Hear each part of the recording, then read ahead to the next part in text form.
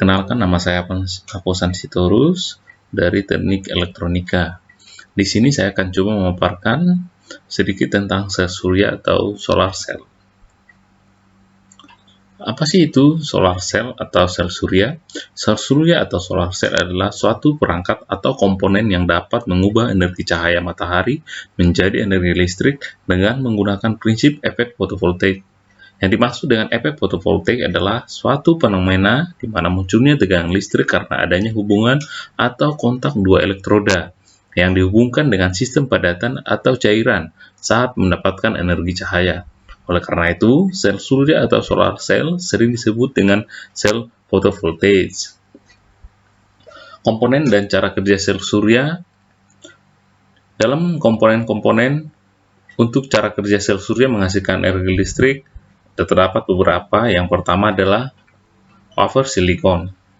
Wafer silikon merupakan komponen terpenting dalam fotovoltaik.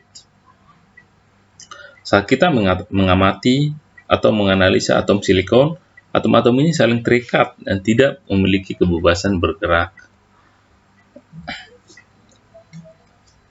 Ketika terkena cahaya, elektron akan menerima energi proton dan akan bebas bergerak, namun gerakan elektron ini masih bersifat acak dan tidak menghasilkan arus melalui muatan. Untuk membuat aliran elektron searah, dibutuhkan kekuatan pendorong, yaitu PNP junction.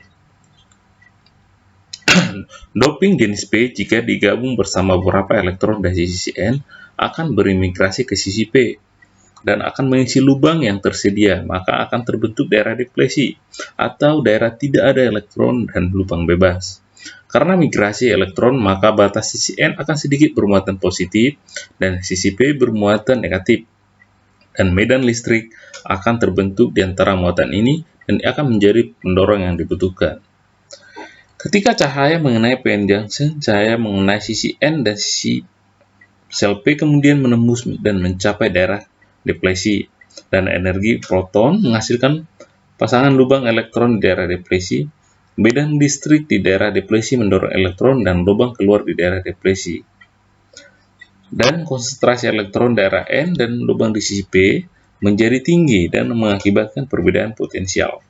Dan ketika kita menghubungkan muatan, maka elektron akan mengalir melalui muatan dan elektron ini akan kembali bergabung di sisi P.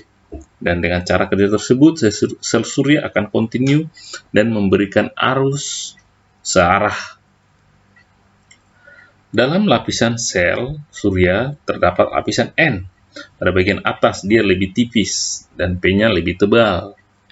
Ini berfungsi untuk meningkatkan kinerja sel karena semakin banyak energi cahaya akan mencapai deplesinya. Di sini terdapat sel yang dihubungkan dengan tembaga. Sel ini dihubungkan seri sehingga menjadikan panel surya. Satu sel menghasilkan 0,5 volt dan kombinasi seri dan paralel akan meningkatkan tegangan dan arus. Pada sel surya tersebut terdapat bahan yang terbuat dari monokristalin, di mana konduktivitasnya lebih tinggi. Sel-sel kristal mono lebih mahal sehingga tidak banyak digunakan. Dan yang kedua adalah polikristalin. Konduktivitas lebih rendah. Sel-sel polikristal lebih murah dan biasanya lebih banyak digunakan. Arus yang dihasilkan dari panel surya tersebut masih arus DC dan kita harus ubah menjadi arus AC dengan menggunakan inverter. Inverter digunakan untuk mengkonversi listrik dari DC menjadi AC sehingga dapat digunakan di rumah tangga, dalam listrik rumah tangga.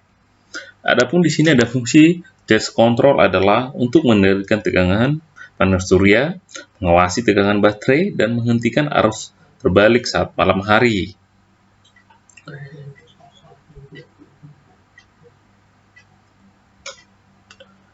Kelebihan dan kekurangan surya cell dalam pembangkit listrik, yang dimana keuntungannya adalah energinya gratis, ramah lingkungan, dan tidak memancarkan gas rumah kaca seperti karbon dioksida. Panel surya tidak memberikan dampak polusi udara dan polusi suara. Panel surya tidak kehilangan banyak efisiensi dalam masa pakai mencapai 20 tahun ke atas, mengurangi ketergantungan dengan PLN. Adapun kekurangannya adalah sumber tenaga yang tidak konsisten, di mana terdapat kondisi matahari tidak selalu ada, mendung, hujan, dan sebagainya.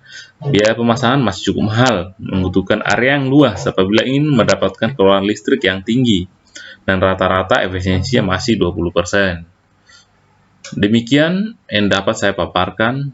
Mohon maaf kalau ada kekurangannya dan saya ucapkan terima kasih.